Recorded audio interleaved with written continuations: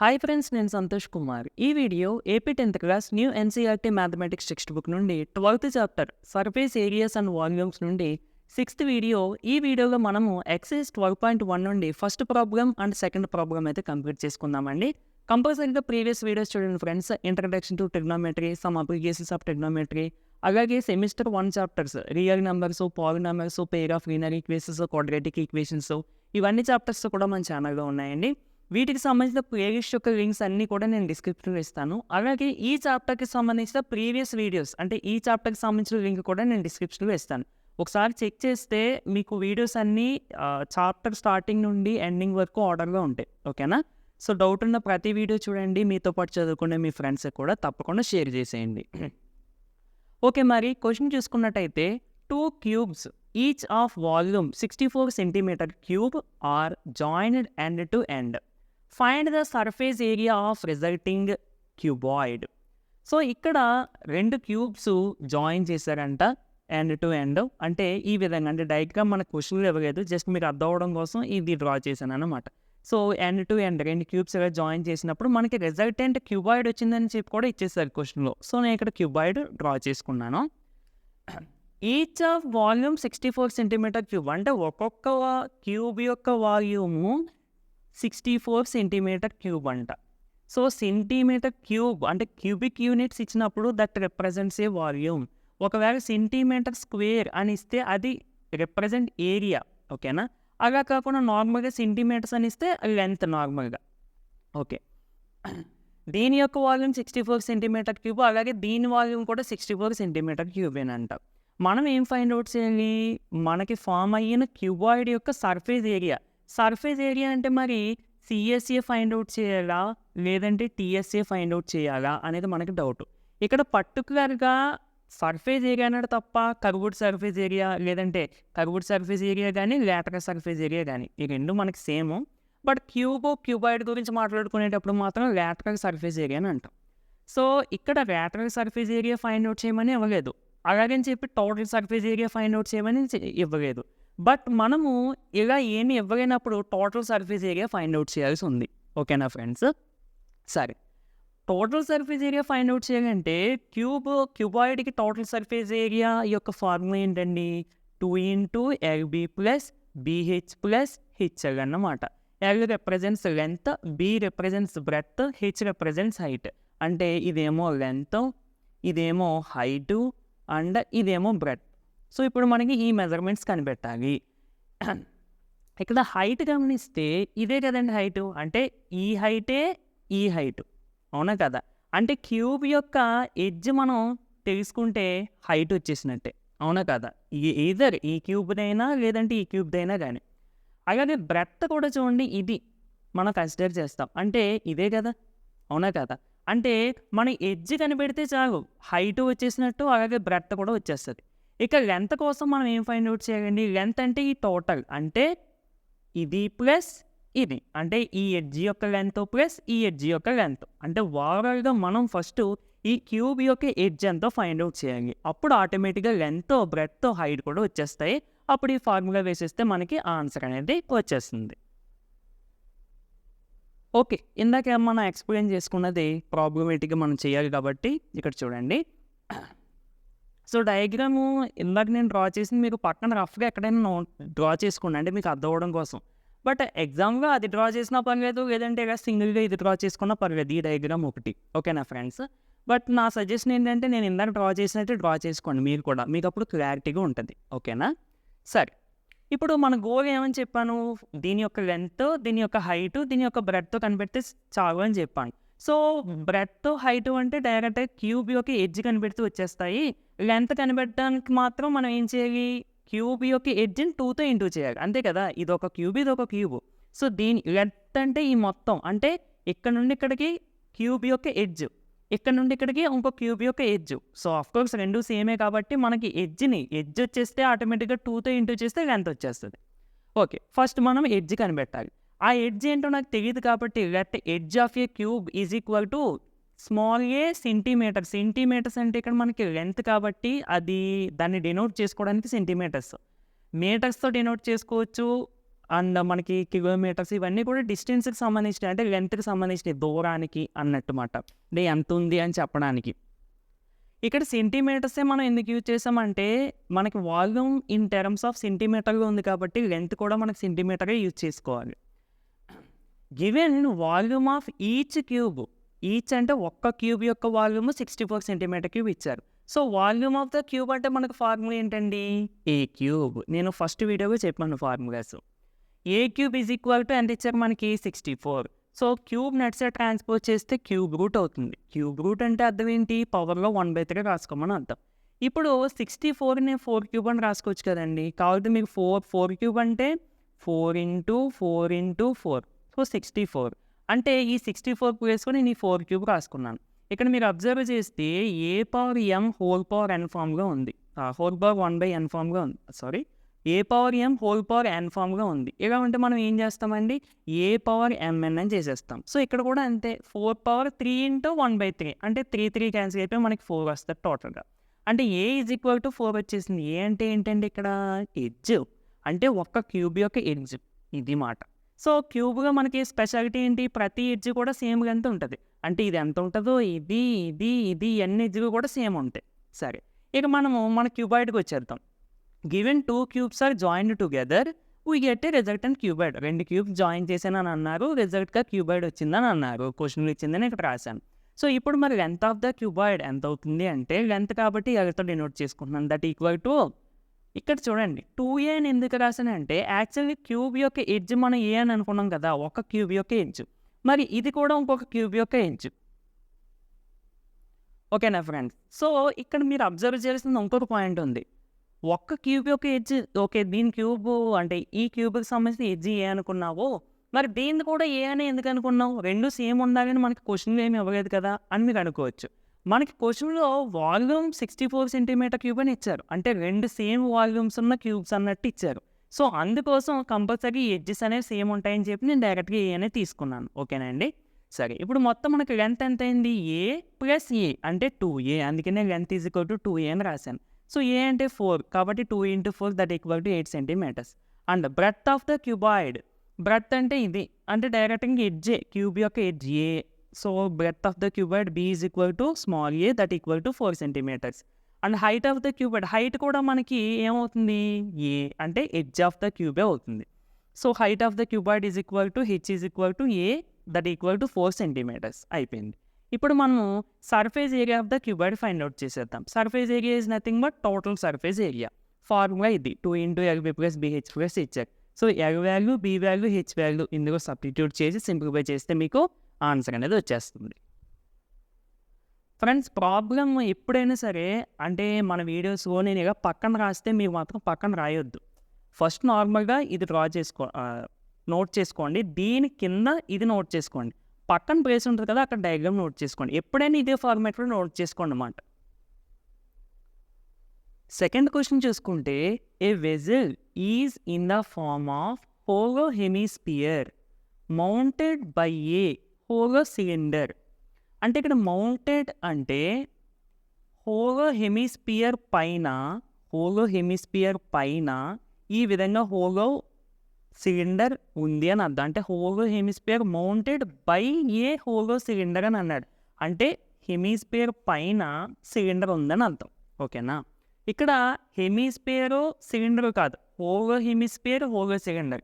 సిలిండర్కి hollow సిలిండర్కి తేడా ఏంటంటే నార్మల్గా మన సిలిండర్ ఈ విధంగా డ్రా చేసేసుకుంటాం, బట్ హోలో సిలిండర్ వచ్చేసరికి మనకి ఈ ఫామ్గా ఉంటుంది. దీనికి 2 రేడియస్ ఉంటాయి, ఇన్నర్ రేడియస్ ఒకటి, అవుటర్ రేడియస్ ఒకటి. నేను ఫస్ట్ వీడియోలో మీకు క్లారిటీగా ఎక్స్ప్లెయిన్ చేయడం జరిగిందండి ఫార్ములాస్తో సహా. ఓకేనా. సో ఒకసారి ఆ వీడియో చూడండి. Next, the diameter of hemisphere is 14 centimetres and the total height of the vessel is 13 centimetres. So ఇది మనం వెజిల్ అని అనుకుందాము. ఓకే. సో ఇక్కడ డయామీటర్ ఆఫ్ ద హెమిస్పియర్ ఇచ్చేసారు, అంటే దీని యొక్క డయామీటర్ ఇచ్చేసారు. అండ్ టోటల్ హైట్ ఏమో 13 సెంటీమీటర్స్ అని ఇచ్చారు.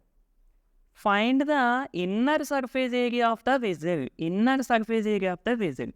ఓకే, క్వశ్చన్ నుండి మనము తెలుసుకోవాల్సిన పాయింట్స్ ఏంటంటే, ఇక్కడ హోలో హెమిస్పియర్ హోలో సిలిండర్ ఉందని అన్నారు. అయితే మరి ఔటర్ రేడియస్ r ఉండాలి. అలాగే ఇన్నర్ రేడియస్ మనకి 2 డిఫరెంట్ రేడియస్ ఉండాలి. అయితే ఇక్కడ మనకి ఒక్క రేడియస్ మాత్రమే ఇచ్చారు. అదే రేడియస్ కూడా ఇవ్వలేదు. డైరెక్ట్‌గా డయామీటర్ ఆఫ్ ద హెమిస్ఫియర్ మాత్రమే ఇచ్చారు.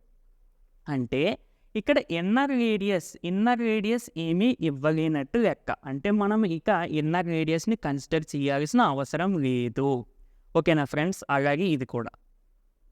అంటే ఓన్లీ డైరెక్ట్‌గా సిలిండర్ ఇచ్చినట్టు. అయితే ఇక్కడ హెమిస్ఫియర్ లేదా హోలో సిలిండర్ అని యూజ్ చేయడానికి గల కారణం ఏంటంటే, ఇప్పుడు మనం బౌల్స్ అయ్యి కన్సిడర్ చేసినప్పుడు ఇంటి దగ్గర దీన్ని అవి చూడడానికి అంటే క్యాన్ షేప్‌లోనే మనం చూసుకుంటే అవి చూడడానికి ఇలా థిక్‌గా ఉండాలి.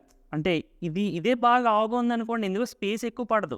అవునా కదా ఫ్రెండ్స్? ఇప్పుడంటే నార్మల్‌గా ఇది క్యాన్ అనుకుంటే ఇదే బాగా లావుగా ఉందనుకోండి, మనకు లోపల స్పేస్ ఏమి ఉండదు. మనం ఏమన్నా ప్రొడక్ట్స్ అందులో వేసుకున్నా కానీ ఇది సరిపోదు.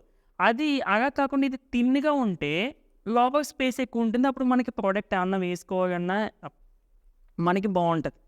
ఓకేనా ఫ్రెండ్స్? అందుకని ఇక్కడ వెజల్ అని అన్నప్పుడు ఇక్కడ రేడియస్ ఇది చాలా థిన్‌గా ఉందన్నట్టు. అంటే ఇలా ఉందన్నట్టు. ఓకేనా? ఇప్పుడు ఇంకా చెప్పాలంటే ఇదే పైనున్న సిలిండర్ అన్నట్టు.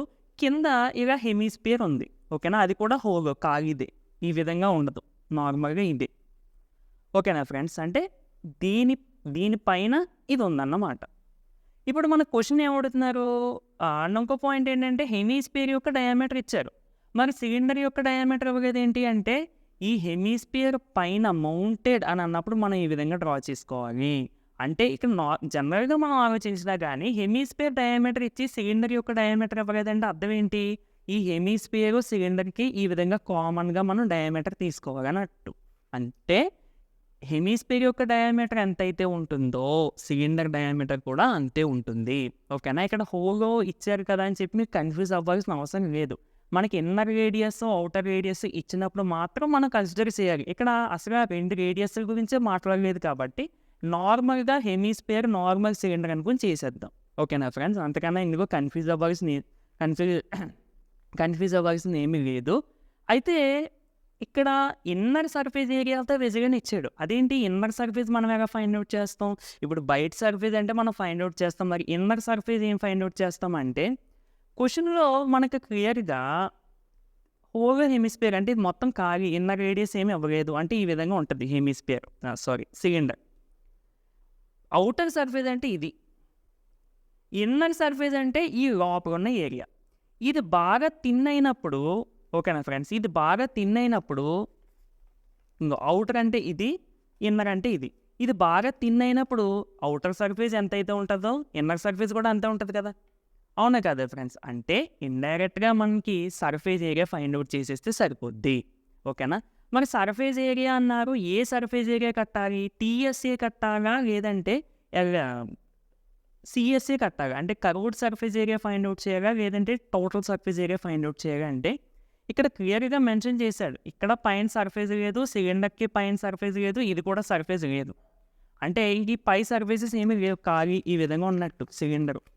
ఇది ఖాళీ, ఇది కూడా ఖాళీ. హెమిస్ఫియర్ ఏమో కింద ఉంటది. దానికి కూడా ఈ సర్ఫేస్ ఏమి ఉండదు. అంటే టోటల్‌గా మనం ఈ curved surface area find out చేస్తే సరిపోద్ది. అంటే curved surface area of cylinder plus curved surface area of hemisphere కనిపెడితే మనకు ఆన్సర్ అనేది వచ్చేస్తుంది. ఫ్రెండ్స్ ఎగ్జాంపుల్‌కి ఇది అంటే నేను ఇందాక చెప్పాను కదా! చూడండి డయాగ్రామ్ నీట్‌గా. ఓకేనా? అంటే ఇది మొత్తం లోపలంతా ఖాళీ మాట. ఇక్కడ సర్ఫేస్ ఉండదు. ఈ కిందే క్లోజింగ్ ఇంక మధ్యలో క్లోజింగ్ ఏం లేదు. ఇదంతా ఇంకా ఖాళీ మొత్తం కూడా. ఓకేనా? అందుకనే మనకి హోలో హెమిస్ఫియర్ అని ఇచ్చాడు. ఓకేనా ఫ్రెండ్స్? జనరల్‌గా ఇక్కడ సిలిండర్‌కి మనకి హోలో అన్నప్పుడు ఔటర్, ఇన్నర్ జనరల్‌గా తీసుకుంటాం. ఓకేనా? నార్మల్‌గా ఇలాగే తీసుకుంటాం. కానీ ఇక్కడ ఇన్నర్ రేడియస్‌కి సంబంధించి ఏమి డేటా ఇవ్వలేదు మనకి. అంటే ఇది థిక్‌నెస్ అనేది బాగా తక్కువ అని అర్థం. ఓకేనా? అందుకనే మనకి ఇక్కడ ఇన్నర్ రేడియస్ అనేది ఇవ్వలేదు. సో, ఇంకా నార్మల్ సిలిండర్‌గా మనం కన్సిడర్ చేసేయడమే. అంతే కదా! మరి ఇన్ఫర్మేషన్ ఇవ్వలేనప్పుడు మనం ఫార్ములా అప్లై చేయడానికి కుదరదు. ఓకే.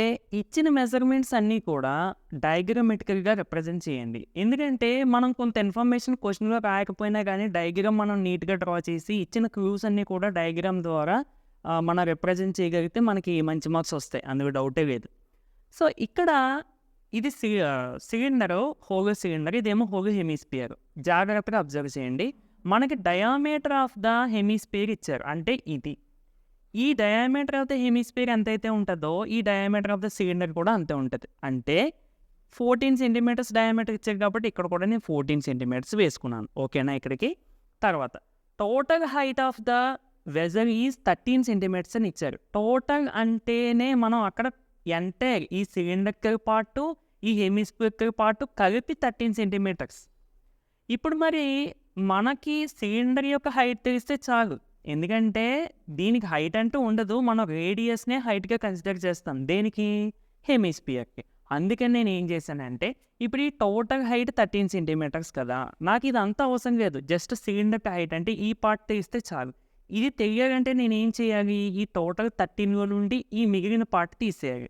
ఈ మిగిలిన పార్ట్ ఎంత ఉంటుందంటే ఇది అంటే దట్ ఈస్ ద రేడియస్. ఓకేనా ఫ్రెండ్స్? సో కన్ఫ్యూజ్ అవుద్దండి. సో ఈ హెమిస్ఫియర్ ఇలా ఉంది కదా, హెమిస్ఫియర్ అంటే ఇది కదా, ఇది రేడియస్, ఇది కూడా ఏమవుతుంది? రేడియస్సే కదా. సో ఇది రేడియస్ తీసేస్తే చాలు. రేడియస్ మనకి ఎంత?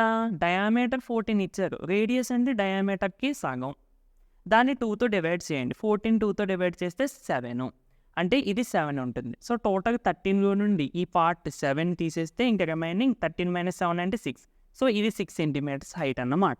ఓకేనా? సో ఇప్పుడు క్లారిటీ కదా, మనం information రాసేద్దాము.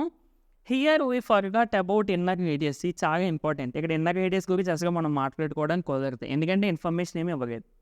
Next, diameter of the hemisphere is equal to 14 centimetres. క్వశ్చన్లో ఇచ్చిందే. డయామీటర్ అంటే రేడియస్ ఎంత అవుతుంది? Radius of the hemisphere equal to r అని అనుకోండి, ఎందుకంటే రేడియస్ కదా. R is equal to diameter by 2, అంటే 14/2 దట్ ఈక్వల్ టు 7 సెంటీమీటర్స్. తర్వాత రేడియస్ ఆఫ్ ద సిలిండర్ కూడా మనకి సేమ్ హెమిస్ఫియర్ ఎంత ఉంటుందో సిలిండర్ కూడా అంతే ఉంటుంది. So radius of the cylinder దీన్ని కూడా ఆర్ అని అనుకోండి, ఎందుకంటే ఈ రెండు సమానం కదా, దట్ ఈక్వల్ టు 7 సెంటీమీటర్స్. ఇక మనము హైట్ ఆఫ్ ద సిలిండర్ కట్టాలి. అసలు మనం ఇవన్నీ ఎందుకు కడుతున్నాము అంటే, ఇన్నర్ సర్ఫేస్ కట్టాలంటే నేను ఏం చెప్పాను? Curved surface area of cylinder plus curved surface area of hemisphere. So curved surface area మన ఫార్ములా అప్లై చేయాలంటే దీనికి ఏమో 2πRh, ఇదేమో 2πr². దీనికి రేడియస్ ఉండాలి, దీనికి రేడియస్ హైట్ కూడా మనకు తెలియాలి. అందుకోసం height of the cylinder H అని అనుకోండి, దట్ ఈక్వల్ టు 6 సెంటీమీటర్స్. ఇది మా ఫైండ్ అవుట్ చేసింది. Next, inner surface area of the vessel equal to CSA of cylinder plus CSA of hemisphere. CSA of cylinder అంటే 2πRh, సిఎస్ఏ ఆఫ్ హెమిస్ఫియర్ అంటే 2πr². So ఇక్కడ 2π ఉంది, ఇక్కడ కూడా 2π ఉంది, అలాగే ఆర్, ఇక్కడ ఒక ఆర్ ఉంది. r² అంటే r ఇంటూ ఆర్ అని, అంటే ఈ రెండిట్లోని కామన్గా ఒక ఆర్ ఉంది కాబట్టి మొత్తానికి 2πr కామన్ తీసేస్తే ఇక్కడ ఇంకా హెచ్ ఉంటుంది, ఇక్కడ ఒక ఆర్ ఉంటుంది. So H plus are. 2π అంటే 22/7, ఆర్ అంటే 7 ఇంటూ హెచ్ అంటే 6, ఆర్ అంటే 7. సో 6 + 7 అంటే ఎంతండి మనకి? 13. ఇక్కడ 7 7 క్యాన్సిల్. 2 × 22 × 13. సో ఇంటూ చేసుకుంటే మీకు 572 సెంటీమీటర్ స్క్వేర్ అని వస్తుంది. సెంటీమీటర్ స్క్వేర్ పెట్టడానికి గల కారణం ఏంటి అంటే it represents surface area. Okay, whether it is CSA or TSA, మనము సెంటీమీటర్ స్క్వేర్ అని పెట్టాలి. ఒకవేళ మీటర్స్లో ఇస్తే మీటర్ స్క్వేర్ అని పెట్టాలి ఏరియాస్ కనిపెట్టేటప్పుడు. అదే వాల్యూమ్స్కి అయితే క్యూబ్ అని పెట్టాలి, సెంటీమీటర్ క్యూబ్, మీటర్ క్యూబ్ ఇలాంటివి. సో టోటల్గా inner surface area of the vessel equal to 572 centimetre square. Diagrams కంపల్సరీగా వేయాలి, డయాగ్రామ్స్ వేయడం కంపల్సరీగా మీకు కావాలి. నెక్స్ట్ వీడియోలో మనము థర్డ్ ప్రాబ్లం అయితే ఎక్స్ప్లెయిన్ చేసుకుందామండి. వీడియో నచ్చితే తప్పకుండా లైక్ చేయండి ఫ్రెండ్స్. ఇలాంటి మరిన్ని వీడియోస్ కోసం మన ఛానల్ని సబ్స్క్రైబ్ చేసుకొని డైలీ ఫాలో అవ్వడానికి అయితే ట్రై చేయండి.